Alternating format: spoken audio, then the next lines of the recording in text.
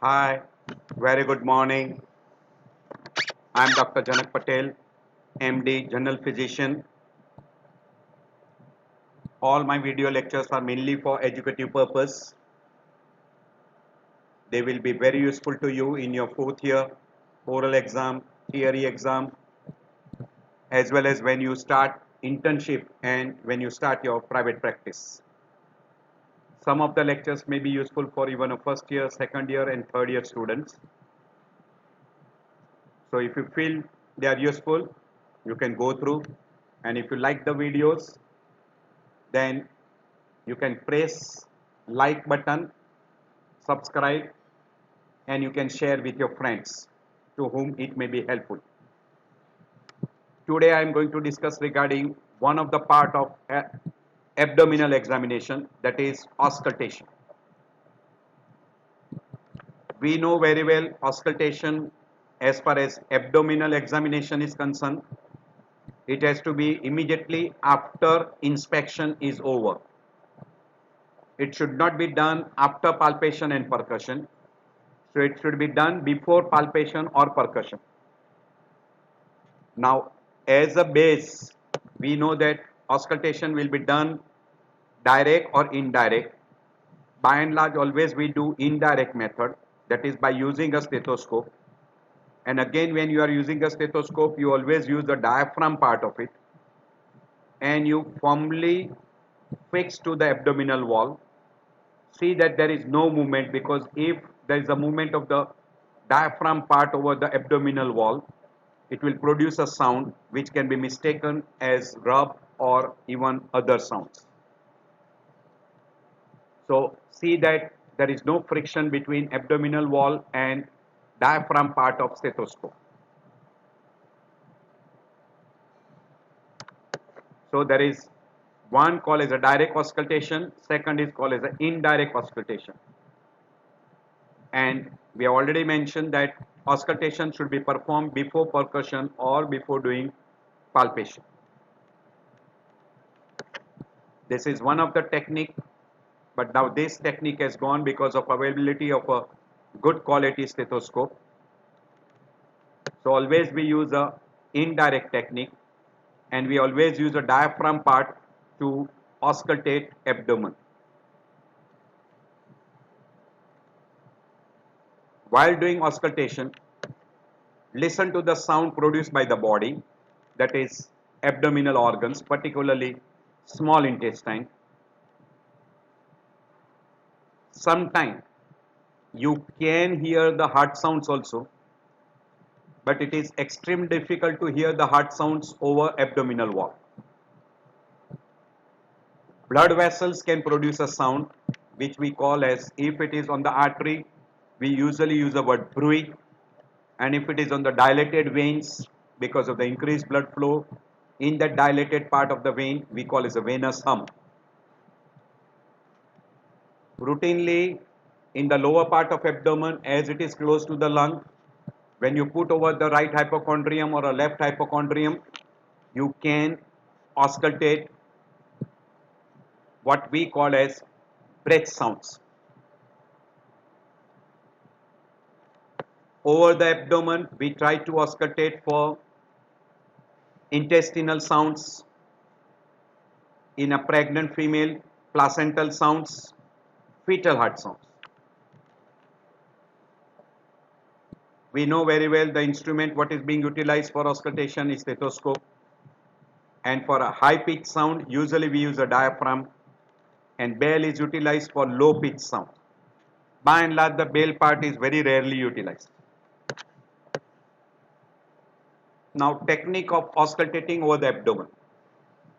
Always we have mentioned before that don't allow the stethoscope to rub against the abdominal wall.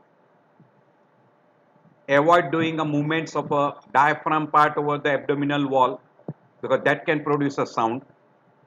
So eliminate the distracting noises. Room should be absolutely quiet. There should be no noise of fan or electronic instruments like AC, etc., and other electronic instruments. Avoid interruption while you are auscultating. expose the entire body part which you are going to auscultate. That is the usually by and large we auscultate the anterior surface of abdomen as well as the posterior part of the abdomen. First, always finish up the inspection and observation of the parts. When you start auscultating, always examine the unaffected part first and then go towards the affected part, or what we call as a tender area. Auscultate the entire, all the different quadrants of abdomen. The affected part should be examined last to reduce non-cooperation of the patient because of tenderness. We already mentioned that diaphragm should be utilized to auscultate for the bowel sounds. And when you are auscultating with the diaphragm, see that you have placed the diaphragm firmly over the abdominal wall and there is no friction between abdominal wall and diaphragm, because that will produce a false sound which can be misinterpreted. And whenever you are auscultating, always compare right with left. And percussion and palpation should be always done after auscultation. While you are auscultating, the pressure should be adequate enough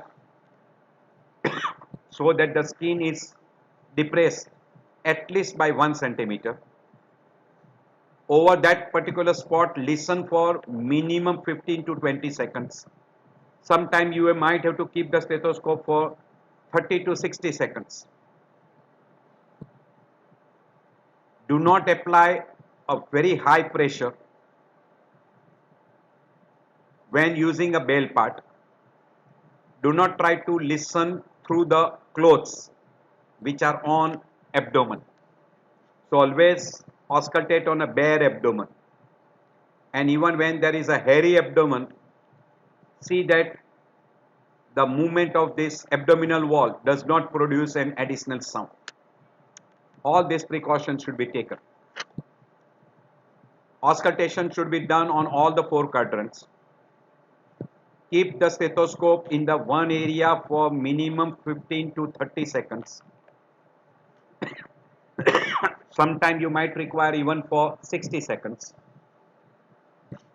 Look for the bowel sound, and in bowel sound we look at the frequency, that is gurgling sound, how frequently it is, and the pitch of the sound.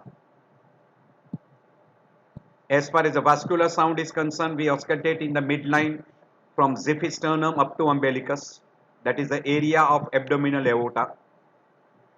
We auscultate for a sound we call as a bruit. You can auscultate for a femoral bruit by putting it just in a femoral triangle below the inguinal ligament, over the iliac vessel, that is from umbilicus towards the inguinal ligament, but it may be little difficult. On the back at the renal angle, that is the angle between the paraspinal muscle and the 12th rib, that is called renal angle, that is for renal artery stenosis or narrowing of the renal artery, which can be congenital or which can be acquired. And among acquired, atherosclerosis is one of the etiology. Among congenital renal artery stenosis and renal artery dysplasia are the 2 disorders which can be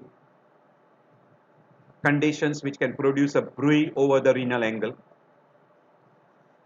Also, you can hear the sound which mimics like a bruit over liver and spleen. Over liver, it will be audible in the area where there is a liver hemangioma, or if there is a vascular tumor like hepatoma. In a spleen, again, AV malformation can produce a bruit. These are some of the conditions where you can hear an additional sound we call as a bruit over the renal artery. When you are able to hear a bruit over the abdominal aorta, it may be because of coarctation of aorta, or sometimes you get a turbulent sound which will be heard over the abdominal aortic aneurysm. And any artery which is narrowed, either congenital or acquired, one of the commonest cause of acquired arterial disease is atherosclerosis, And secondary to atherosclerosis, you can have a partial occlusion because of a thrombus formation, and that can also produce a bruit. So you can hear a bruit over a renal artery, femoral artery, iliac artery, abdominal aorta, and you can hear over the two organs like liver and spleen. And in liver and spleen, it may be over the spleen mainly because of the AV malformation. You can hear a bruit. And in the liver, there is one condition called as a liver hemangioma, or you can have a tumor which are a vascular tumor like hepatoma, which is a primary malignant tumor of liver. You can hear the other sounds, that is we call it a sound because of the rub between the visceral layer and parietal layer which is lying over the liver, and that produces a friction sound we call as a hepatic rub. This will be audible in case of a infective pathophysiology in liver like amoebic liver abscess, pyogenic liver abscess, or in case of trauma secondary to liver biopsy. In those conditions, hepatic rub may be audible. In spleen, again, perisplenitis, which is very frequently because of infective endocarditis, splenic infarcts, occasionally splenic abscess, or following a spleen biopsy, you can hear a splenic rub. We already mentioned if there are dilated veins, particularly like caput medusa, which is a dilated vein around the umbilicus, and there is an increased flow, or because of superior vena cava or inferior vena cava obstruction, there are dilated tortuous varicose vein over the abdomen, and there is an increased blood flow. And if you put very lightly the stethoscope over those dilated vein, you can hear a sound because of increased blood flow across that particular venous dilated veins, we call as a venous hum. In female during pregnancy, you can sometimes hear a sound because of placenta, we call placental sounds. And because of fetus, you can also pick up the fetal heart sounds over the uterus. Now there are other odd sounds, we'll be showing you that. I'll be talking little bit regarding the vowel sounds. In any normal person, if you auscultate for the vowel sound, they will be audible much better in the center part of abdomen because of the peristalsis in small vowel. They are usually a gurgling sound because of the peristalsis. They are medium pitch. Whenever the frequency of those vowel sounds increases and the pitch becomes high, it is very frequently because of the increased peristalsis. They are also called as borborygmi, or also called as a hunger contractions, and they will be also heard during partial obstruction either of a small bowel or because of a large bowel. Usually in a person with a complete bowel obstruction, initially you can have a increased peristalsis followed by a paralytic ileus. Once there is a paralytic ileus, the bowel sound stops because there is no further peristalsis. So we use the word silent abdomen or absent peristalsis, and the stage we call as a paralytic ileus, or even some person only uses ileus. The most commonest cause of paralytic ileus is following a surgery. If you put a stethoscope on abdomen because there is an handling of small intestine or a large bowel during surgery, so for a short period you might have absence of peristalsis sound. Also, in a case of any person who has got a small bowel or a large bowel obstruction, peristalsis may be absent. In a partial obstruction, you will see a visible peristalsis and you will be able to auscultate also, increase peristaltic sound, that is frequency will be more, pitch will be more. Sometime in absence of obstruction also you can get a peristalsis like peritonitis, perforation, or potassium imbalance like hypokalemia, severe dehydration, or sometime also in case of a hyperkalemia, peristalsis may be even absent or may reduce, and later on it may be absent when you use a large dose of what we call as a antiperistaltic drugs like loperamide. You should keep all this thing in mind. So usually we auscultate for in the midline. This is a site where we auscultate for abdominal aortic sounds, which you can get in a case of a coarctation or abdominal aortic aneurysms. This will be the area where you will be able to hear, means over the right hypochondrium, liver or hepatic sounds like hepatic rub and bruit. I have already mentioned the conditions. This will be the area where you will be able to auscultate for splenic sounds like splenic rub and splenic bruit. By and large, over the pancreas, hardly we come across any specific sounds. Posteriorly, at the renal angle, you can auscultate in the renal angle for renal artery bruit. And in the center part of abdomen, you can auscultate for increased peristalsis, or you can look for absent sounds, or we call silent abdomen. So these are all the different sites: aortic, renal, iliac vessels. These are the for blood vessels, and posteriorly renal angle. So do auscultate in all these different areas for, that is liver, spleen, abdominal aorta, center part of abdomen. This will be the area for femoral, and posteriorly renal angle. These are all the different areas where you can auscultate. So you will be auscultating for bowel sounds, venosum.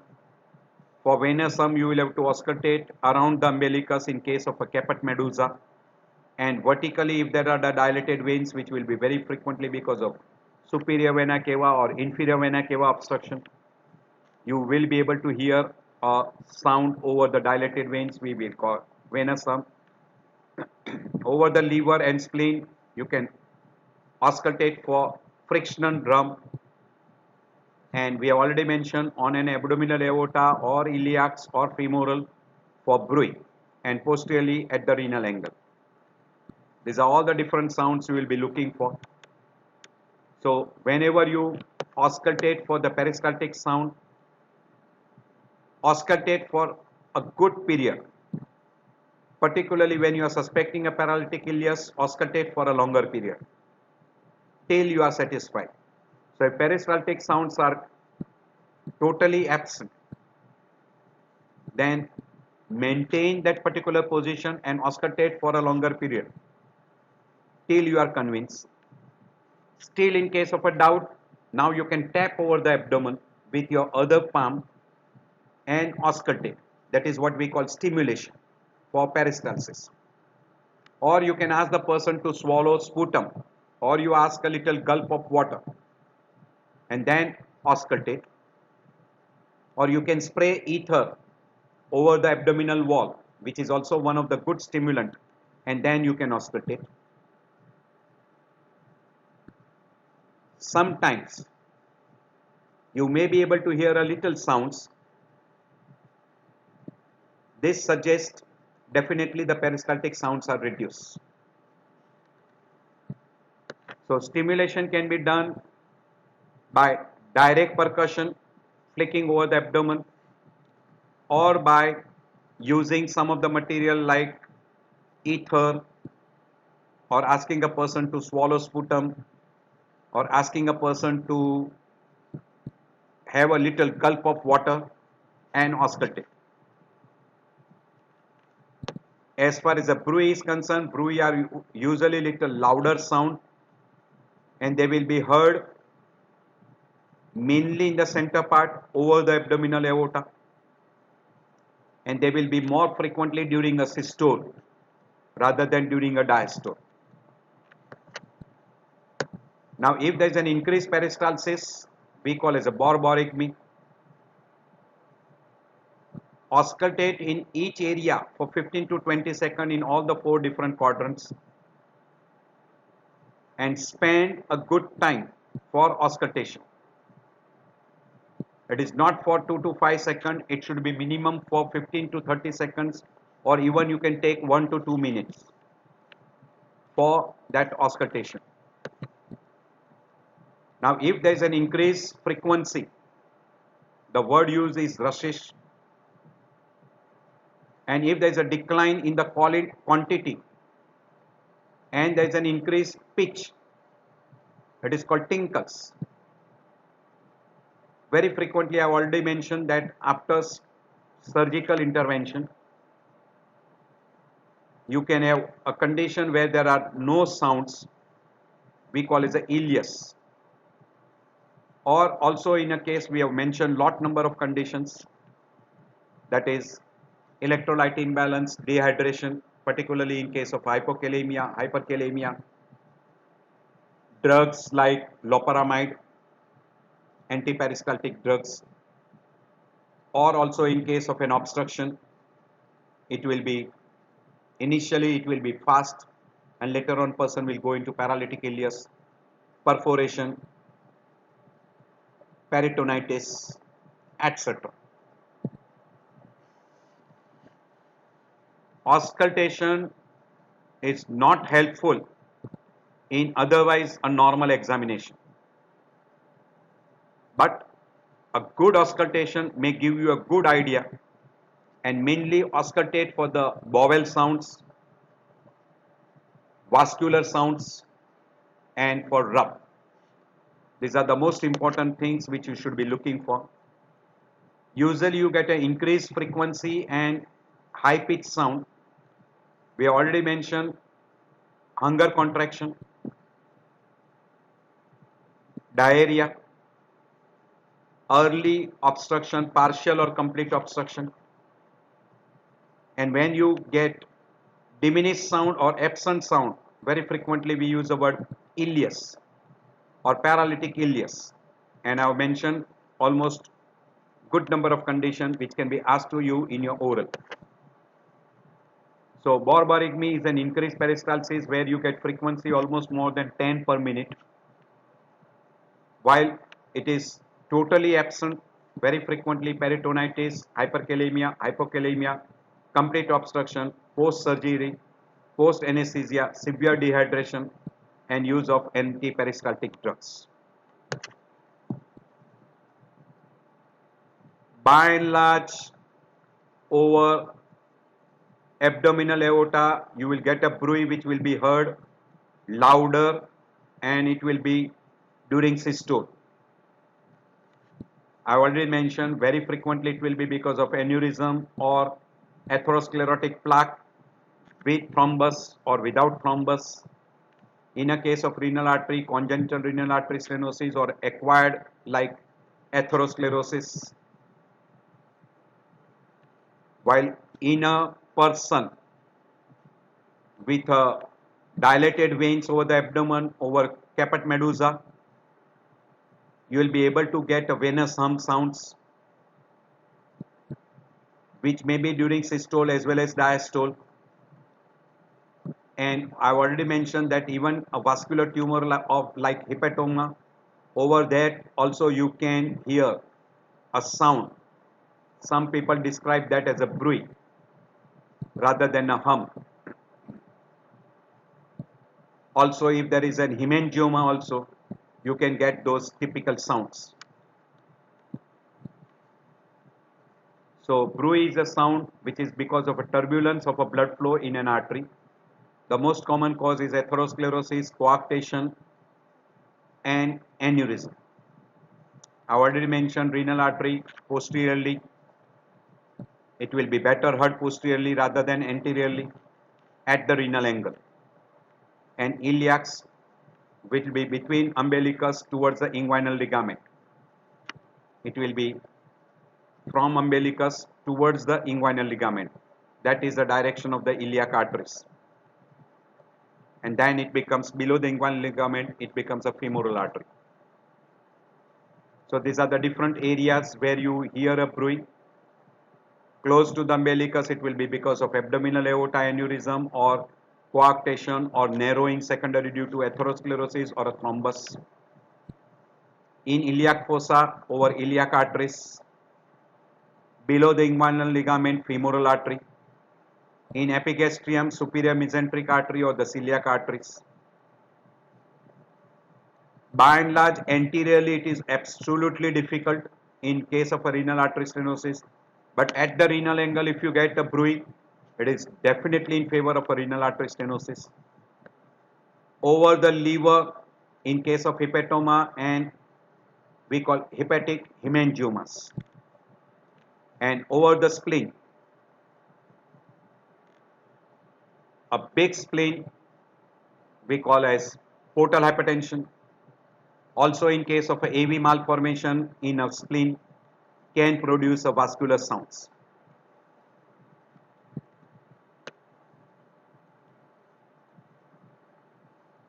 By and large, the arterial glue is systolic.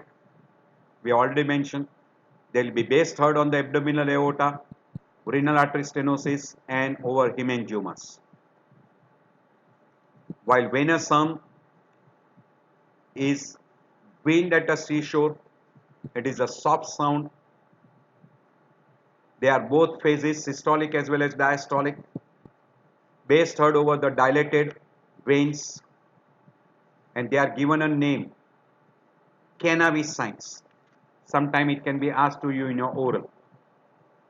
Usually in a portal hypertension, it will be base third around the umbilicus, and that dilated veins are called caput medusa.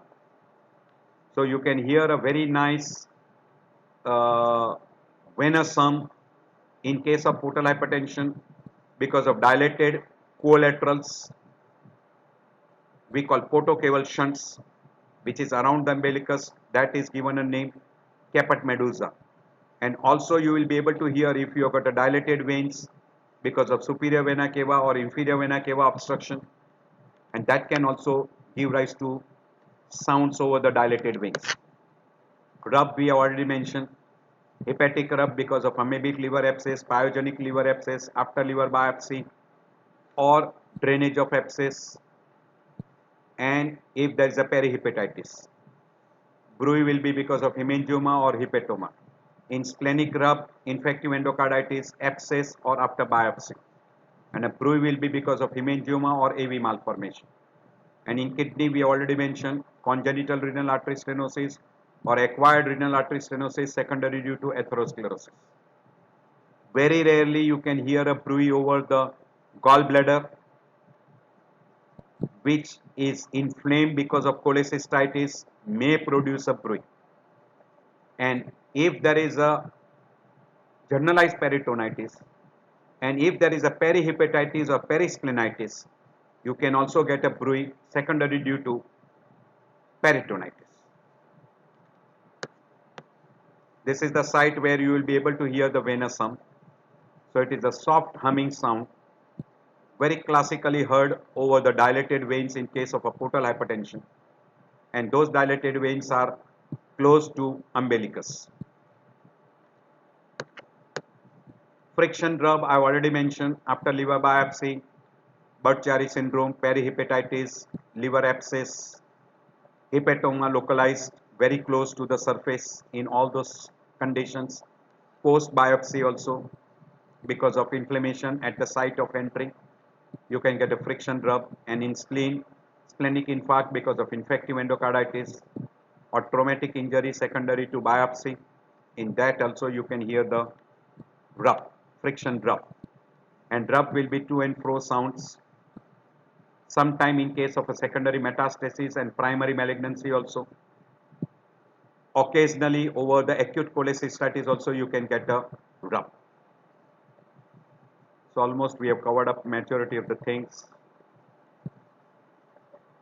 So in fact, infection and infarction.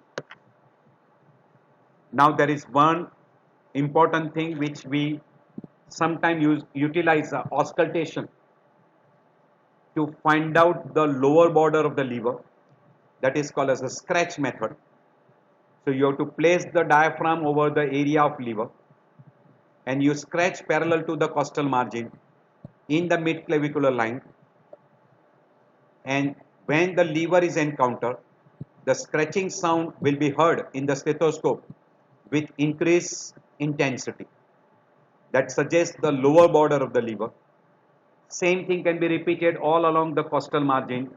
You go from below upward and try to find out the lower border of the liver. That is one of the things which can be utilized. So you are utilizing the sound and you are auscultating by diaphragm. This is one of the technology which is called as a scratch method to find out the lower border of the liver in case of difficulty.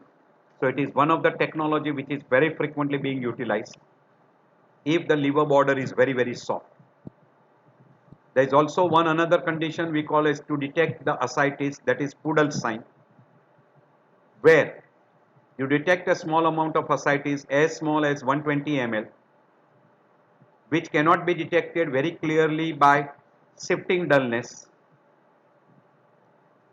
and in that condition you ask the person to lie down prone for 5 minutes. Then person is asked to go into the knee elbow position, apply the stethoscope, that is diaphragm part, in the most dependent part of the abdomen, and you flick near the flanks with the finger and continue to flick at the same spot on abdomen. Move the stethoscope across the abdomen away from the examiner. Sound, when it becomes loud or it increases, the sound will become loud and increases as it goes away from the edge of pudal. This is to detect a minimal ascites. Actually, percussion is more frequently utilized, we call Pudal sign. You can utilize even auscultation like scratch. Here you are going from a dull area to the resonant area. Here we are going from the resonant area towards the dull area. So the sound will increase. Here the sound loudness will increase because you are creating a sound outside the area of fluid. Because in a fluid you will get a dull note, and over the periphery of the dull note you will get increased sound, and that will be what we call as resonant sound or hyper resonant sound. And this is a scratch method which is being utilized. You put a stethoscope, you scratch and auscultate for the sound. As soon as you come to the inferior border of the liver, the sound will be transmitted immediately and the sound will be louder. So this is one of the technology which is utilized to find out the lower border of the liver. There is one other condition where you can utilize this auscultation of the sound, particularly if there is a pyloric stenosis. In case of pyloric stenosis, because of the obstruction at the level of the pylorus, there is retention of the fluid and gas material in the stomach. Stomach is distended, containing a good quantity of fluid and air. Now over that particular area, when you put the stethoscope in the fundus part of the stomach, close to the fundus part of the stomach, that is left hypochondrium, we indirectly call as a trop space, and you place the stethoscope properly. Now rock the patient, you will hear the splashing sound. This is called succussion splash. Succussion splash, which indicates that stomach is containing a large quantity of fluid plus air plus fluid. This is one of the tests which will indicate that the stomach is containing a good quantity of fluid. In a case of a pregnancy in a female, you can hear the fetal heart sounds, and sometimes you may be able to pick up what we call as placental sounds. This is succussion splash. You put a stethoscope either in the epigastrium or over the left hypochondrium, and then roll the patient from side to side. You will hear the splashing sound if the stomach or small intestine is filled with fluid. This is called succussion splash. This is characteristic because in case of pyloric stenosis, which may be because of chronic peptic ulcer or CA pylorus, you will have a big dilatation of the stomach. Also in case of a small bowel obstruction also you may be able to hear because of collection of a fluid proximal to obstruction, and sometime also in case of a paralytic ileus there is a collection of fluid plus air.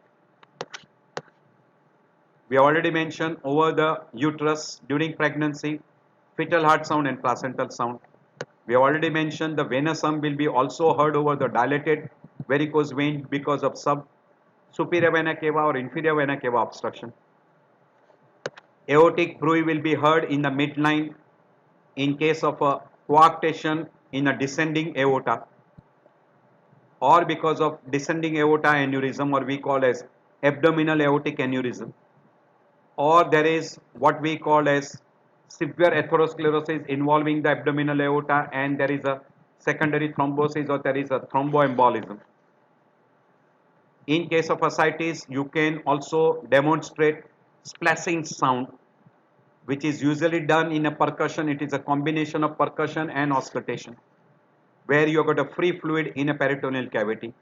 And we already mentioned succussion splash in case of a distended stomach, which is containing good quantity of fluid with air. And it is a characteristic in case of a pyloric stenosis and sometime after a heavy meal, particularly liquid. So I end my lecture here. Almost I have tried to cover up whatever thing you can auscultate in an abdominal examination. Whatever commonly being asked in your oral, I have tried to cover up those. Very frequently in a oral they will ask you what is borborygmi, what is paralytic ileus, how you auscultate for the bowel sounds, where you auscultate for a bruit, where you auscultate for venous hum, what are the causes of rub, what are the causes of bruit, what are the causes of venous hum, what are the other additional sound you can look for. All those questions can be asked to you in an oral. It is more frequently in an oral. Occasionally something can be asked in your theory. I feel that this lecture will be very helpful to you, particularly in your oral exam. Most commonly, lot of question can be asked in your oral from auscultation of abdominal examination.